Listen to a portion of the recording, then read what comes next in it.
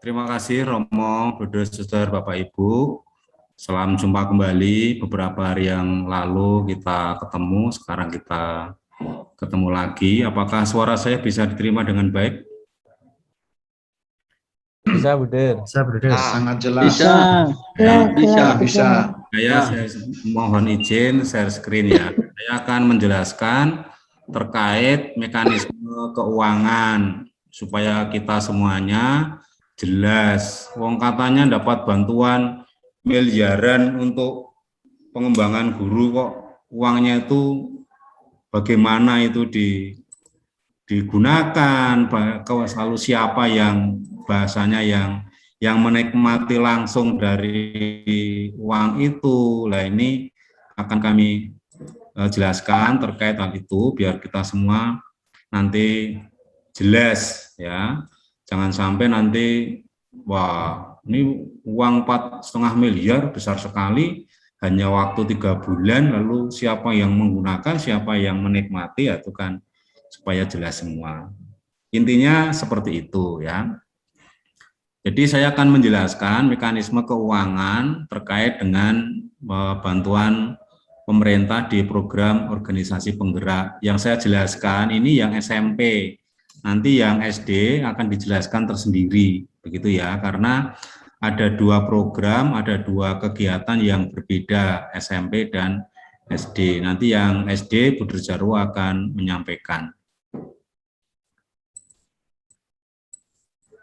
Baik, jadi alokasi dana bantuan pemerintah itu berdasarkan perjanjian kerjasama bantuan pemerintah untuk peningkatan kompetensi pendidik dan tenaga kependidikan tahun 2021 antara pejabat pembuat komitmen pemberi bantuan pemerintah dengan ketua Yayasan Pangudluhur nomornya ini sudah disepakati, sudah ditandatangani, sudah disetujui, nomornya itu sekian, ditandatangani pada tanggal 10 Oktober. Nah, dana yang kita terima untuk SMP itu kan 4,3 miliar. Besar sekali ya Romo ya, Saudara Bapak, Ibu Buder. Hanya untuk 3 bulan sampai akhir Agustus. Saya beberapa tahun di yayasan belum pernah di unit kerja atau manapun dapat bantuan sekian besar hanya dalam waktu hitungan beberapa bulan. Belum pernah menemui proyek sebesar ini. Nah, lalu uang sebanyak ini alokasinya kemana saja? Ini yang perlu kita pahami agar kita nanti clear semualah dalam hati pikiran semua, kita semua paham. Dana ini akan digunakan, dialokasikan tentu berdasarkan peraturan ya. Nah, untuk belanja bahan itu tentu ada kertas, ada macam-macam, yaitu untuk kepanitiaan yang ada di Pangudluhur pasti. Lalu belanja honor, lalu output kegiatan. Lah honor itu ya ada honor pembicara, narasumber. Lah besok hari-hari ke depan kita akan banyak mengundang para narasumber di ahlinya. Ada yang Romo, para dokter-dokter yang ahli di bidangnya nanti akan kami undang, itu untuk belanja honor dan output kegiatannya. Tuh. Kemudian belanja jasa dan profesi, ya ini digunakan untuk itu. Belanja sewa, ya sewa itu kan kami panitia karena kadang-kadang harus berpusat, kami menyewa tempat gitu di Semarang tuh SD, SMP seperti itu.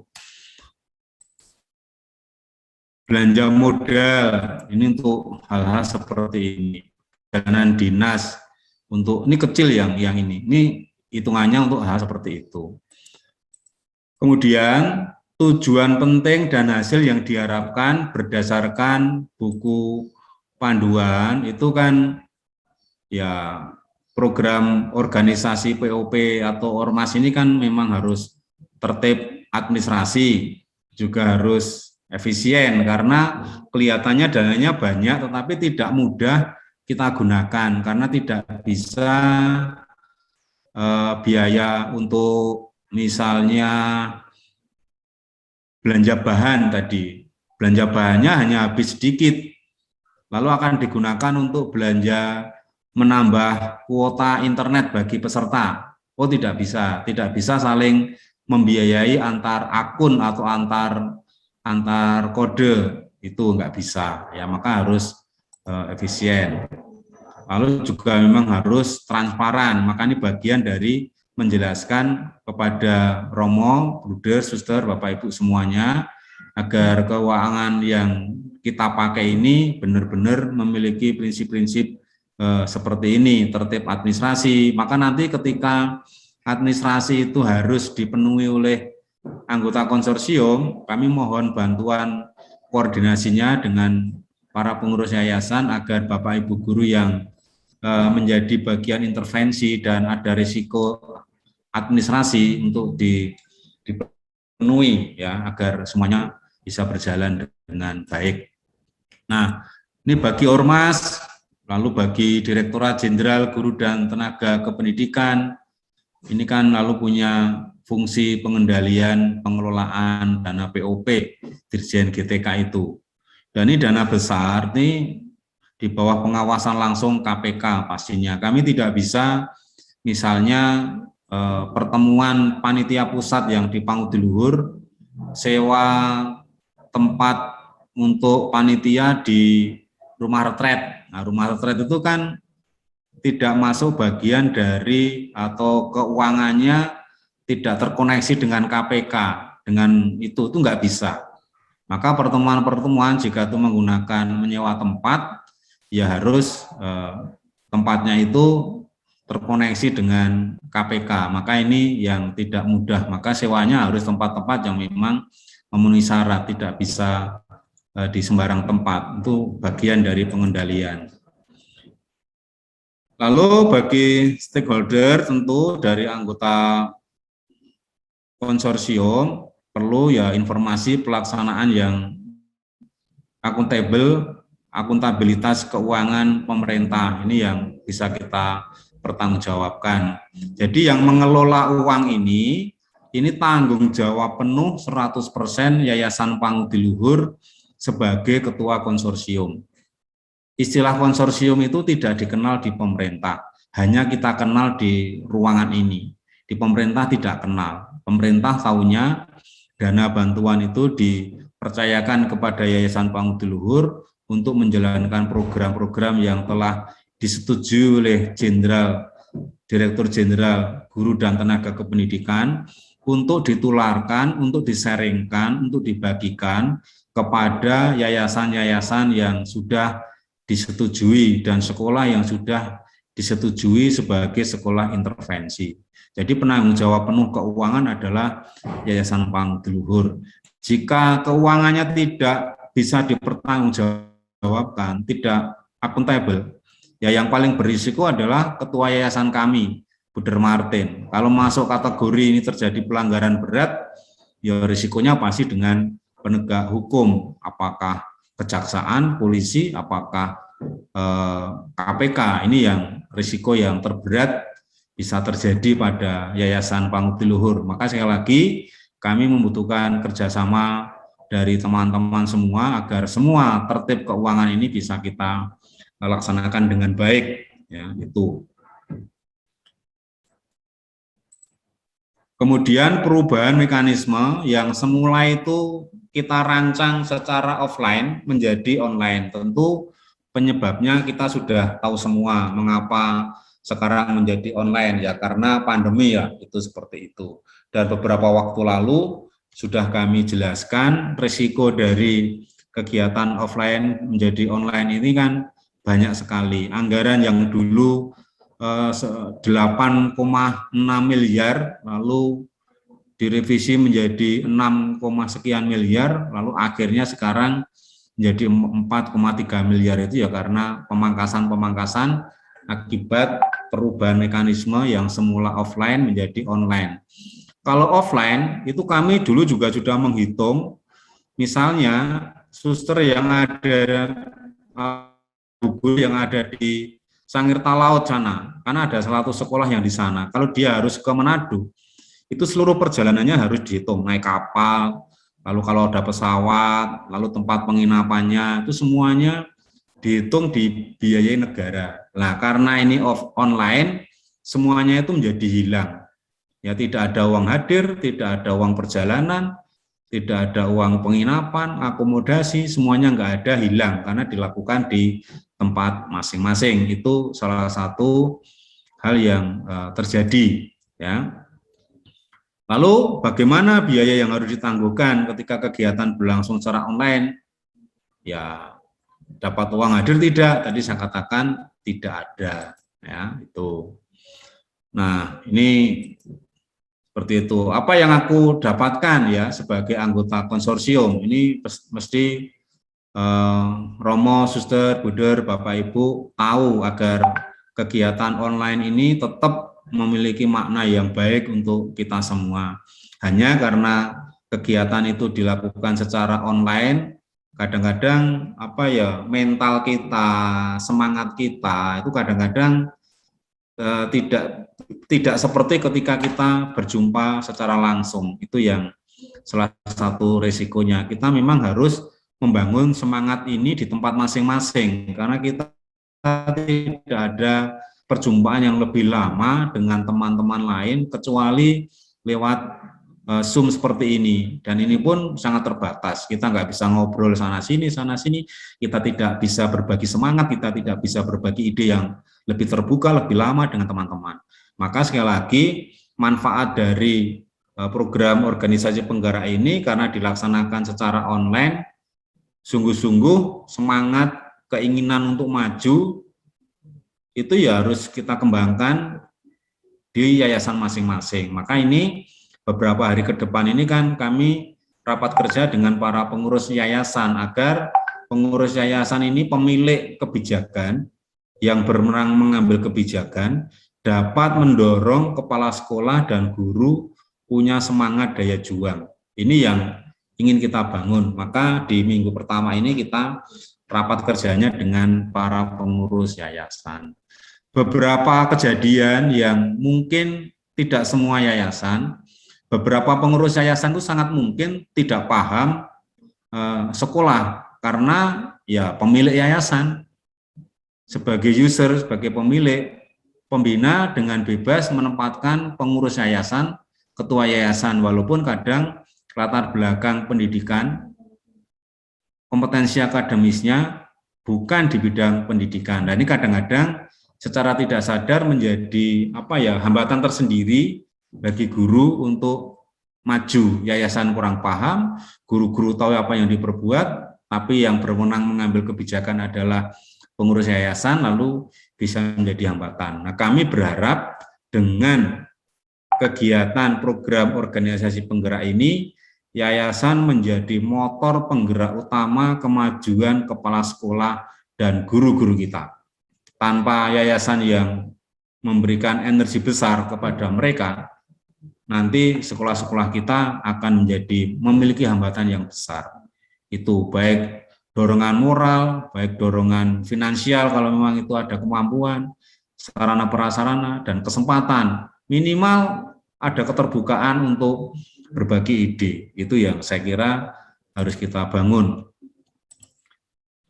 Lalu dari beberapa kegiatan yang harus diikuti adalah sebagai berikut. Nah, ini kegiatan persiapan. Ini kan rapat koordinasi, rapat kerja seperti ini. Kita membangun semangat yang baru, yang sama. Kita membangun visi yang sama sebagai sekolah Katolik. Ini kesempatan yang baik seperti yang kemarin sudah kami sampaikan. Beberapa sekolah sudah lapor, didata oleh kementerian untuk mengikuti AKM, lah itu kan bagian dari kegiatan yang harus kita jalani dan disorot oleh pemerintah proyek ini. Ingat ya, kategori gajah ini untuk SMP itu hanya ada 2. Di Indonesia itu hanya ada 2 kategori gajah untuk SMP. Salah satunya adalah kita. Artinya pemerintah sangat mempercayai kita bahwa kita punya sistem, kita punya kemauan, kita punya pengalaman yang baik dalam mengembangkan guru-guru kita, kemajuan sekolah kita. Ini kepercayaan. Seperti yang kemarin saya sampaikan, siapa tahu nanti setelah program ini selesai, muncul anak-anak baru dari kelompok gajah ini, wilayah Sumatera dan sekitarnya, wilayah Sulawesi dan sekitarnya, wilayah Jawa dan sekitarnya, lalu ada 3 gajah, ya kan, manak beranak, ya, gajah di Sumatera berkembang, gajah, karena kita nggak tahu beberapa tahun ke depan yang akan menjadi gajah baru dari konsorsium ini siapa, nggak ngerti. Mungkin Romo Budersuster berpandangan, oh sekarang yang menjadi gajah Pangudi Luhur, tidak juga. Kebetulan saja kami membuat proposal, kebetulan saja Romo Budersuster tidak membuat proposal, tidak ikut sayembara. Pangudi Luhur ikut sayembara, mengajukan proposal ke Dirjen GTK. Nah, sayembaranya dipercaya, 2 proposal diterima, SD dan SMP, gajah lagi. Nah, ini saya kira, saya harap beberapa tahun ke depan setelah program ini selesai, ada gajah-gajah baru, ya, yang lahir dari kelompok kita. Itu akan terjadi ya kalau kita ada kemauan untuk bersama-sama mengembangkan sekolah kita. Dan mari program proyek yang didanai pemerintah, dipercaya kita punya hal yang baik, tidak kita sia-siakan, ya. Nah, kegiatan implementasi program ya salah satu hanya hari ini, ya, hari ini bimbingan teknis, workshop pengurus, nah ini dan seterusnya, nanti yang ke bawah ini akan kita teruskan, ya. Lalu kegiatan evaluasi Monef, ini ada tim sendiri dari Pangudi Luhur yang akan melakukan Monef. Nanti suatu saat tim Monef ini akan keliling, bisa juga mengunjungi sekolah di Manado, mengunjungi sekolah di Makassar, di Medan, di Pangkal Pinang, untuk melakukan monitoring dan evaluasi. Dan ini salah satu-satunya job atau satu-satunya kegiatan di proposal itu yang anggarannya nyaris tidak ada pemotongan, monitoring dan evaluasi ini. Biayanya dibiayai sekitar 8 atau 900 juta hanya untuk monitoring dan evaluasi. Artinya pemerintah menaruh penting terkait monitoring dan evaluasi ini. Ini ada 6 orang timnya, dia ngawasi terus pekerjaan kita, kinerja kita. Itu yang harus dilakukan. Maka nanti kita akan dimonitoring oleh pemerintah yang namanya pendamping lapangan, lalu ada pengawas pendamping lapangan, yang SD itu di pusatnya di Manado, yang SMP pendamping lapangannya di Medan. Orangnya sudah ada, tapi nomor HP-nya tidak diberi dan tidak bisa dikontak. Ya, maka nanti sekali lagi untuk SMP itu Bapak atau yang ditugasi sebagai pengawas lapangan itu di Medan itu SMP, yang SD posisinya pemerintah menunjuk ahli ada di Manado. Minahasa Utara, betul. Di Minahasa Utara. Minahasa Utara. Ya, Minahasa Utara itu. Itu posisinya ya. Nanti mereka yang akan memantau yang dari Dirjen GTK, yang dari dalam itu ada 6 orang guru SMA yang kami mintai tugas melakukan monitoring kegiatan kita. Itu. Kemudian fasilitas yang didapatkan. Nah, ini Romo Budersuster sebagai anggota konsorsium, apa yang diperoleh ya? Ini kan penting. Nah, berdasarkan buku panduan pelaksanaan dan pertanggungjawaban dana bantuan pemerintah, program organisasi penggerak untuk peningkatan kompetensi pendidik dan tenaga kependidikan. Ini dasarnya adalah buku panduan. Kami mengeksekusi anggaran berdasarkan buku panduan dari pemerintah. Lalu peraturan pemerintah, peraturan Dirjen, peraturan Sekretaris Jenderal, ya ini standar biaya masukan atau apa ini ya 2021. Pengelolaan, pengawasan dan pelaporan dana bantuan pemerintah. Ini hasil BIMTEK tanggal 27 sampai 30 September kemarin. Ini yang menjadi dasar distribusi keuangan. Lalu laporan pertanggungjawaban BIMTEK keuangan di Jakarta. Ini dasar laporan pertanggungjawabannya, sudah ada draftnya, sudah ada kolom-kolomnya, sudah ada outline-nya, lalu tinggal menggunakan ini yang sebagai dasar fasilitas apa yang diberikan kepada anggota konsorsium. Nah, yang SMP ini nanti peserta ini akan mendapatkan paket data dan komunikasinya ini, paket data. Tuh, paket datanya setiap kali pertemuan seperti ini atau gimana, Der? Bukan, paket datanya itu sebulan sekali. Kalau sebulan ini seminggu pertemuan tiap hari 2 jam, ya pasti nggak cukup paket data itu. Tapi memang aturannya seperti itu, tidak setiap pertemuan, tetapi sebulan sekali. Berarti kalau ini hitungannya 3 bulan, nanti Romo Budersuster atau guru, Bapak Ibu guru ikutnya, ya dia akan dapat per bulannya begitu. Lalu modul ya, kami menyusun modul yang SMP itu ada sekitar 10 atau berapa modul, saya lupa jumlahnya. Nah, modul ini nanti akan kami kirimkan ke Romo, ke bruder, suster, pengurus yayasan, dalam bentuk soft copy-nya iya, dalam bentuk hard copy-nya iya, akan kami kirim dalam bentuk buku dan soft copy. Sehingga Romo Budersuster dapat mempelajari modul ini sebagai panduan meningkatkan mutu tenaga pendidik dan kependidikan, itu yang bisa digunakan. Kalau diberi bayangan, satu modul ini kira-kira setara dengan satu skripsi lah, kira-kira begitu lah. Ini panitia di Yayasan Pangudi Luhur membuat modul-modul ini sesuai dengan ahlinya yang di bidang kurikulum.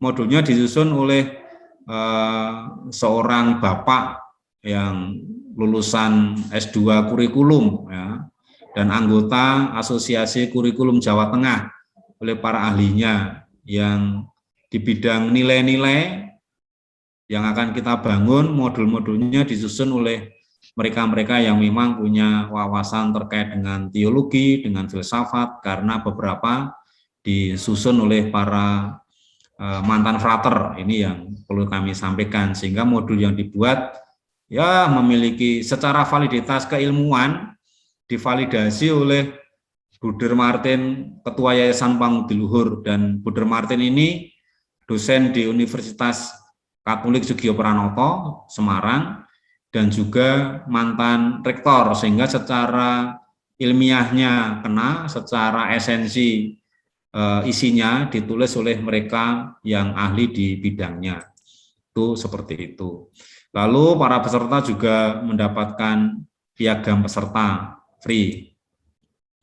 Lalu biaya kirim dokumen per daerah gratis, dibiayai dari pemerintah ini. Bukan gratis, yang membayar, hanya Romo Budersuster tidak perlu bayar, yang membayar, yang membiayai pemerintah. Nanti buku-buku akan kami kirim ke yayasan-yayasan itu. Ini saya kira yang paling sangat berharga adalah modul ini, Bapak Romo Budersuster. Ini modul buku panduan bagaimana menyusun kurikulum, bagaimana mengembangkan kurikulum, bagaimana menganalisa kebutuhan sekolah tanpa harus membandingkan sekolah yang lain, tetapi percaya diri dengan kondisi sekolah masing-masing. Anak yang berada di sekolah, maaf ya, pinggiran, kurang mampu, juga punya hak untuk bahagia dan bangga dengan kondisinya. Tidak harus merasa minder kita berhadapan dengan sekolah-sekolah yang di kota dari kalangan menengah ke atas. Nggak perlu. Ini semua dibantu strateginya dengan modul-modul ini. Saya kira ini yang paling berharga. Kalau soal kuota dipakai berapa kali pertemuan habis, tapi modulnya ini yang tidak akan pernah habis. Ini yang paling berharga sekali lagi di sini. Kemudian paket data dan komunikasi, berapa sih? Nah, aturan dari standar biaya masukan tahun 2021, biaya paket data dan komunikasi, ini besarannya ada pada sini. Kalau pejabat setingkat eselon 3 yang setara ke bawah itu 200.000 per orang per bulan. Pejabat eselon setingkat eselon 1 dan 2 yang setara 400.000 per bulan. Mahasiswa dan masyarakat maksimal 150.000. Nah, kita itu kan ormas, organisasi masyarakat. Maka kita mendapatkan bantuan kuota itu 150.000 per bulan. Ya kurang, Der. Iya kurang, betul. Tidak usah dihitung pun kurang untuk biaya paket data seperti ini pasti kurang. Tapi karena ini peraturan yang harus dijalani, ya kami harus menjalankan seperti ini. Ya. Kemudian alokasi dana POP berdasarkan SBM, peserta mendapatkan paket data dan komunikasi per orang berapa tadi? Per orang per bulan 150.000. Coba kemarin berapa guru yang kita akan bina? Ada 1.000 sekian, nah hampir 2.000. Jadi kurang lebih hitungan kami yang SMP, guru yang akan kita dampingi akan ikut ini ada 1.958. Kalikan ini 3 bulanan itu 3 bulan. Sudah 881.100.000 rupiah. Kelihatannya 150.000 per orang per bulan. Tapi totalnya itu sudah 881.100.000 rupiah. Itu tuh biaya kuota. Besar kalau sudah akumulasi. Tapi kalau dilihat per orang per bulan 150.000 kecil ya itu. Tapi totalnya besar. Sementara bantuan kita kan 4,3, sudah hampir seperempatnya digunakan untuk kuota. Tuh. Lalu biaya materi dan modul. Nah, biaya materi dan modul. Ya, materi workshop nanti pasti dikasih seperti yang kemarin dikirim, materi TOT, materi diklat kepala sekolah, modul diklat instruktur, buku desain kurikulum, buku kepemimpinan dan pendidikan, buku kependidikan dalam budaya. Ini modul-modul yang sebagian kami sampaikan, masih ada beberapa modul yang tidak saya sebutkan judulnya di situ.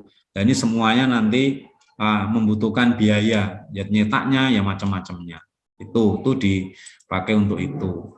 Nah, anggaran biayanya 25.000 per modul, 81.500 per buku, 100.000 per buku, macam-macam ini, 125.000 per buku, tergantung bukunya. Ini yang kami klasifikasikan seperti itu.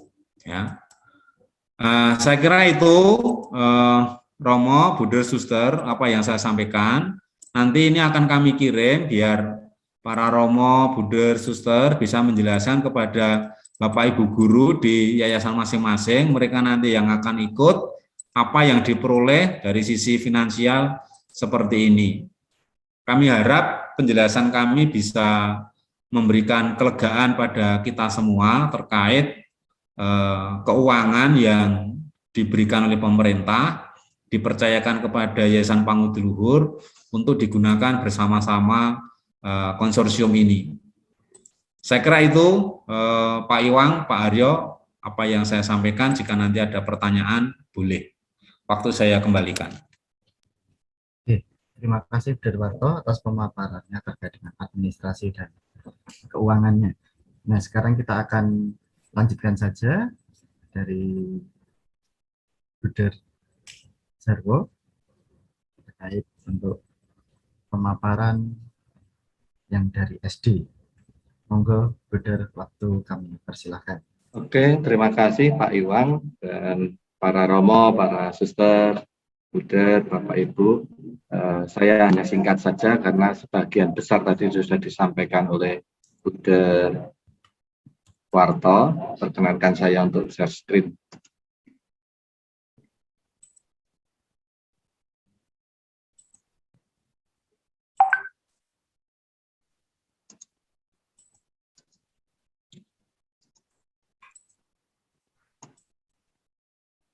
Apakah screen saya sudah bisa tertampil? Sudah, Buder. Oke, terima kasih. Sudah. Saya hanya sedikit untuk menambahkan terkait dengan administrasi surat menyurat.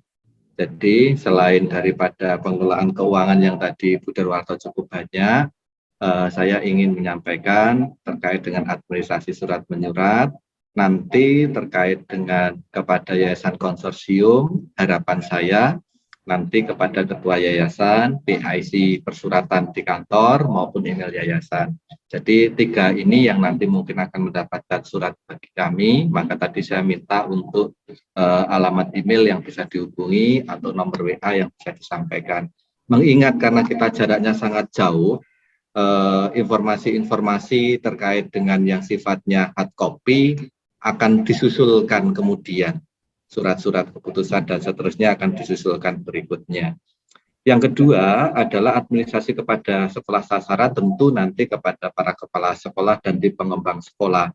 Karena ini sangat penting untuk terkait dengan data-data untuk tim pengembang sekolah maupun data sekolah untuk kepentingan sekolah itu sendiri maupun untuk kepentingan kami sebagai tim pelaksana kegiatan. Ini saya sedikit saja menyinggung terkait dengan surat-surat keputusan maupun surat-surat informasi yang nantinya bisa memperlancar komunikasi kami. Lalu yang kedua, saya hanya ingin sedikit menyampaikan saja, sama persis yang disampaikan Buder Warto tadi, cuma ada satu hal yang mungkin nanti perlu untuk diketahui oleh para pengurus yayasan, bahwa selain daripada modul, selain daripada sertifikat, saya ingin memberikan keterangan tambahan terkait dengan biaya pulsa tadi atau paket data.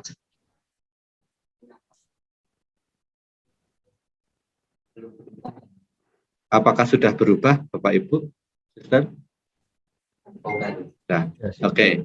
Biaya paket data per peserta 150.000 per bulan, tentu karena kita 3 bulan, untuk yang SD sama dengan yang SMP. Itu pun sudah dengan 2072 peserta, maka diperlukan 932.400.000 sendiri. Nah, teknisnya ada dua hal yang ingin kami sampaikan. Yang pertama adalah dibelikan pulsa secara langsung, tentu nanti akan kami sampaikan, atau diberikan tunai. Maka ini belum kami putuskan secara spesifik, maka kami membutuhkan nomor rekening dari setiap guru atau kepala sekolah yang disampaikan.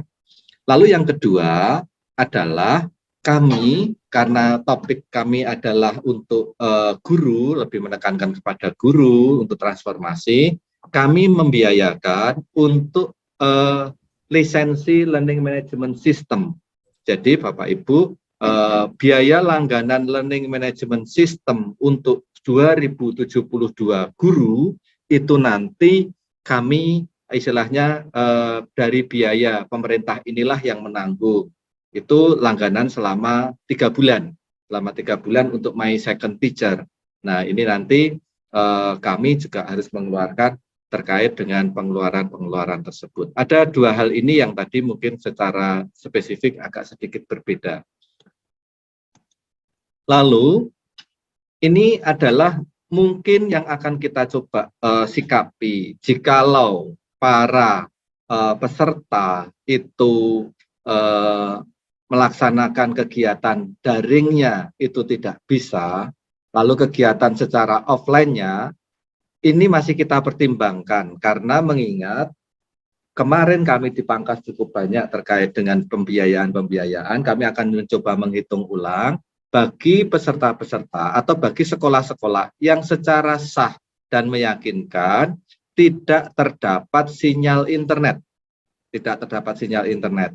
Itu tidak banyak, dari data dapur di kami tidak banyak, maka nanti ada biaya transportasi sesuai dengan bukti real yang digunakan. Nah, ini artinya nanti biaya-biaya inilah yang akan didapatkan oleh peserta jikalau itu benar-benar terbukti. Misalnya kalau di tempatnya Romo Samuel itu ada di Randau, katakanlah demikian. Nah, di Randau itu masih ada sinyal. Tetapi kalau di Sepotong itu mungkin tidak ada sinyal. Nah, nanti ada biaya-biaya yang kita coba untuk diperhitungkan di sana. Tetapi bukan lalu biaya untuk kesemuanya. Jadi ini masih kita hitung lagi karena kemarin biaya-biaya ini semuanya dicoret untuk kegiatan peserta yang sifatnya online. Saya hanya ingin menyampaikan bahwa jikalau pembiayaan itu masih memungkinkan, alternatif yang kedua ini kita berikan. Tetapi kalau tidak memungkinkan, maka nanti alternatif yang kedua ini tidak bisa kita berikan. Nah, satu catatan yang perlu untuk kami sampaikan, karena kemarin ketika pada waktu awal Buder Martin menyampaikan bahwa apabila yayasan-yayasan yang sekolahnya tersebut tidak termasuk dalam MOU dan menginginkan supaya masuk mengikuti program kegiatan ini, maka kemarin yang disampaikan keputusan Buden Martin adalah sebagai penanggung jawab Ormas dapat dilakukan dengan cara sebagai peninjau, bukan sebagai peserta. Nah, seluruh dana terkait dengan pengeluaran atau pembiayaan yang dikeluarkan oleh peserta tersebut, maka menjadi tanggungan dari yayasan yang mengutus. Jadi kami tidak bisa membiayakannya menurut dari bantuan pemerintah ini karena data mereka tidak masuk ke dalam data SIM PKB. Kami hanya bisa memasukkan pembiayaan kalau datanya masuk ke dalam SIM PKB. Demikian penegasan dari saya. Maka nanti kalau memang di situ biaya yang ditimbulkan untuk lisensi dan seterusnya itu menjadi tanggungan dari yayasan yang mengutusnya. Saya kira itu Pak Awang, terima kasih. Saya hanya singkat saja supaya nanti ada diskusi dengan para peserta. Terima kasih, saya tutup share screen saya. Baik, Buder. Terima kasih atas pemaparannya. Baik, kita mulai sesi tanya jawab mungkin dari Pastor, Suster, Buder, Bapak Ibu. Ada pertanyaan terkait dengan pemaparan dari administrasi terkait dengan administrasi dan keuangan dari SMP.